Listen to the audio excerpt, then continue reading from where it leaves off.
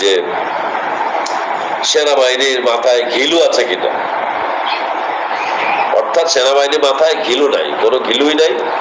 এবং সে বলছে যে সেনাবাহিনী শুধু পারে বিদেশে যাইতে, বিদেশে যায় একটা নানান ধরনের অস্ত্র নেয়, অস্ত্র নিয়ে এখানে আইসা এটা ফুটানে দেয়। তাছাড়া তার মাথায় কোনো ঘিলু নাই, সংবিধান সম্পর্কে কিছু জানে না, রাষ্ট্র সম্পর্কেও কিছু জানে না।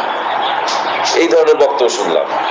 তো আমার একটা প্রশ্ন জাগলো যে সেনাবাহিনীতে মানে যারা কমিশন র্যাঙ্কে যায়, কমিশন, এদের যে পরীক্ষায় সম্মুখীন হতে হয়, এ তো মানে একেবারে জুয়েল ছাত্র ছাড়া, একেবারে ভালো ছাত্র ছাড়া কেউ সেনাবাহিনীতে চান্স পাওয়ার কথা না। বিশেষ করে আইসিসির যে পরীক্ষাটা, একেবারে জুয়েল ছাত্র ছাড়া চান্স পাওয়ার কথা। আমার ওয়াইফের বড় বোনের ছেলেও চান্স পেয়েছে, এখন সে মেজর হিসেবে আছে। তো সেই পরীক্ষাগুলো কিভাবে, তো মোটামুটি আমার আইডিয়া আছে। তো এরকম আমি শুনলাম। এখন নতুন করে তিনি বললেন যে সেনাবাহিনী ঘিলু আছে কিনা, এমনকি ঘিলু নাই।